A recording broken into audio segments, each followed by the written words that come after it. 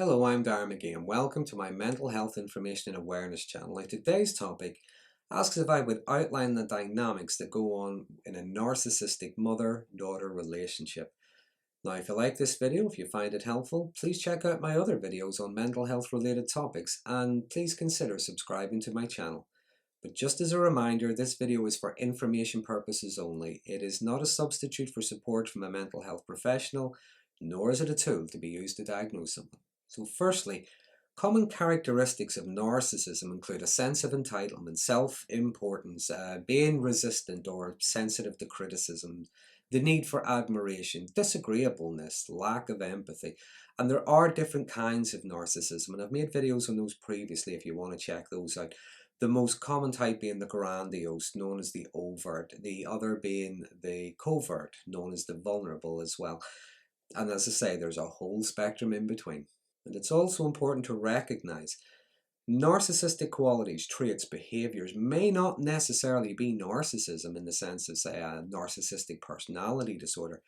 More often than not, it can be a component of something else, perhaps another kind of personality disorder, even an addiction. But for today, regardless of what lies behind the narcissism, I'm going to outline some of the common dynamics at play between the narcissistic mother and her daughter. Now, I think it's important to remember it isn't uncommon for a narcissistic mother to marry a quiet, passive man. Now, this is someone who doesn't really protect the child from the abuse and the neglect, certainly not openly in front of the mother. So the child can often feel helpless and alone. So let's look at some of those dynamics. Now, first of all, there are a lack of boundaries. Now, the mother sees the daughter as a threat, and through criticism, humiliation, begins to shape the daughter into a version that she feels comfortable with. At the same time, projecting onto the daughter all those parts of herself that she doesn't feel comfortable with. She may accuse the daughter of being selfish, of being cold, of being self-centered. She may openly show that she prefers one of the other siblings, perhaps the son, making him the golden child, if you will. And the thing to remember is the golden child is not immune nor exempt from the abuse and the neglect. More often than not, the golden child is harmed in other ways through things like, say, emotional incest. The daughter isn't really allowed any privacy. Diaries are read, computer history, phones are checked, her secrets, her weaknesses, her mistakes are shared publicly with other family members, other relatives, sometimes even strangers. The tactic is to exploit the daughter's weaknesses with the intent to shame, to humiliate, to hurt. So the daughter is continually undermined through repeated shaming, being belittled, can end up feeling as if she can't even trust herself. Even her own feelings are her fault. In some cases, the daughter may even begin to believe she doesn't have the right to exist. Next, the mother is emotionally unavailable to the daughter. Now, physical needs may be met, things like food, clothing, shelter, and so on. But the maternal love, the tenderness, now that's absent. The daughter may long for warmth, and as a child may not fully understand what's missing. Now, even if she gets that from the other parent, even if she gets it from, say, grandparents, the daughter yearns for it from the mother. And there may be moments where there is tenderness, where there is support and things like that, but those moments are fleeting because that tenderness, that is normally absent. It is elusive. The daughter's never thanked, never acknowledged, not given support, nurtured, or encouraged. And as a result of this, she doesn't really learn how to identify or communicate her own emotional needs, or even how to try to meet them herself. As an adult, there can be a pervasive sense that something is missing, and she may try to fill it with other things like other relationships, though quite commonly she fills it with others who are every bit as emotionally unavailable as the mother was. Then there's control. Remember, the world revolves around the narcissistic mother. Now, this is her world, the daughter. Everyone else is only part of it. And a common trait in narcissism is to take others' self-determination, self-will. It feels like a personal affront. So the mother controls and manipulates the daughter's choices, her needs, her feelings. She often punishes the daughter if she doesn't comply, or shows any kind of self-will. And she will do it through criticism, sarcasm, threat of rejection, rage, and sometimes even physical violence. The mother wants the daughter to look, dress a certain way, usually in a way that reflects her being a good mother. She wants her to look like her. She may even choose the daughter's hobbies, activities, disapprove if the daughter has any interests of her own. She will undermine the daughter's ability to choose, to be able to think for herself.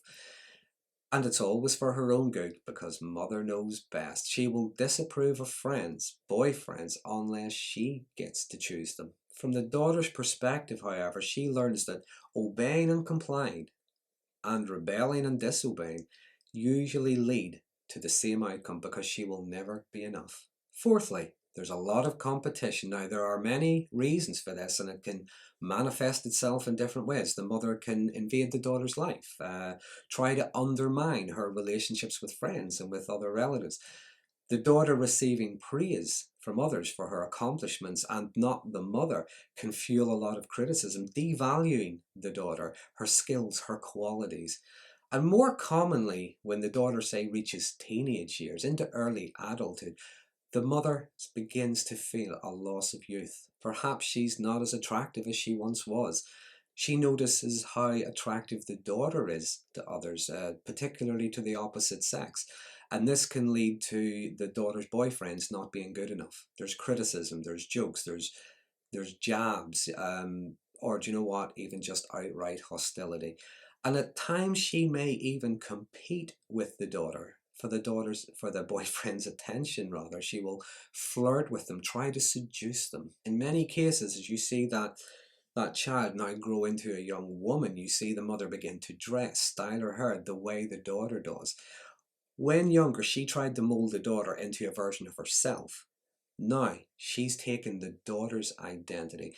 And imagine that ego boost the mother gets when she hears something like, "You two look more like sisters." But in spite of that ego boost, remember, in her mind, the daughter will never ever be as physically attractive, as desirable, as intelligent, as accomplished as she is.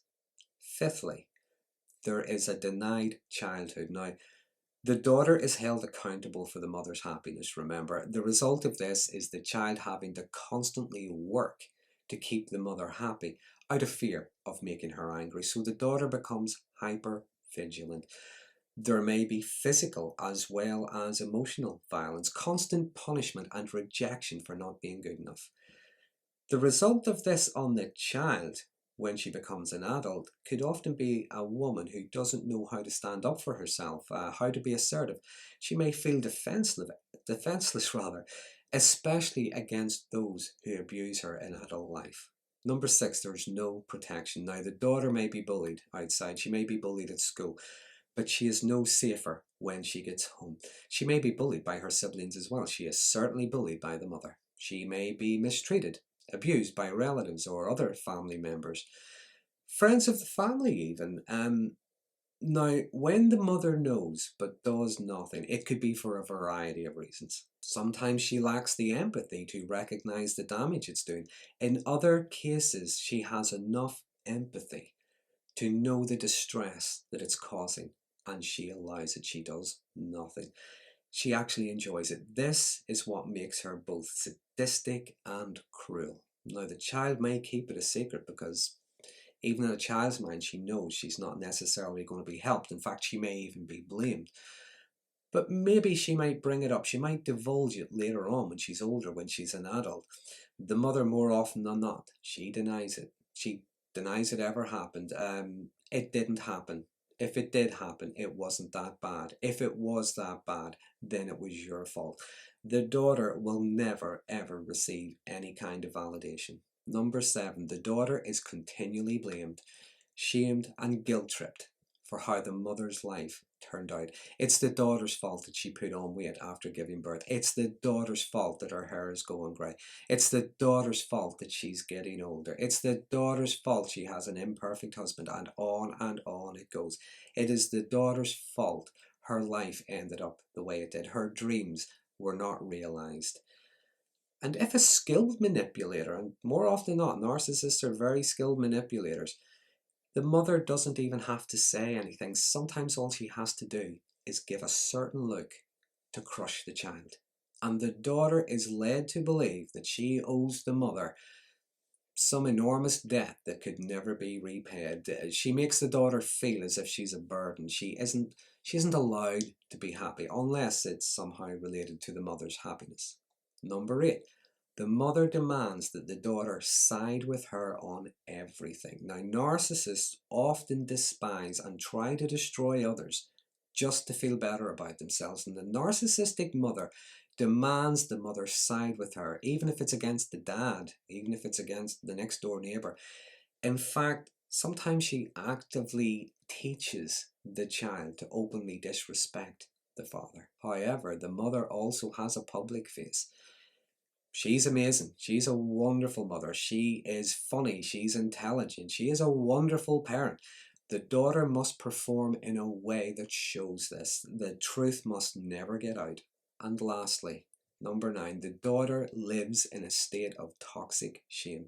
From childhood up to adulthood, intense toxic shame. Shame over what she has been led to believe she is. Being rejected by mother constantly. Even when an adult, still being rejected. Still having those conditions forced upon her. Finding it difficult to accept herself for who she is. And that shame is often mixed with anger. It's often internalized. It's never really fully addressed, both towards the mother and herself.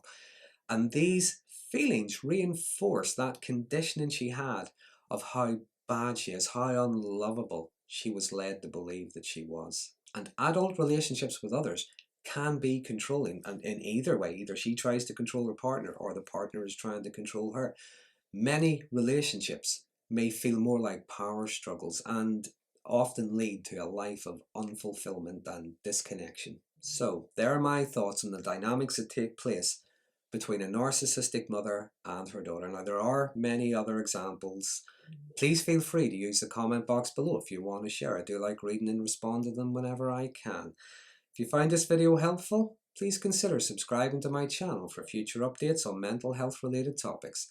And until next time, thanks for watching.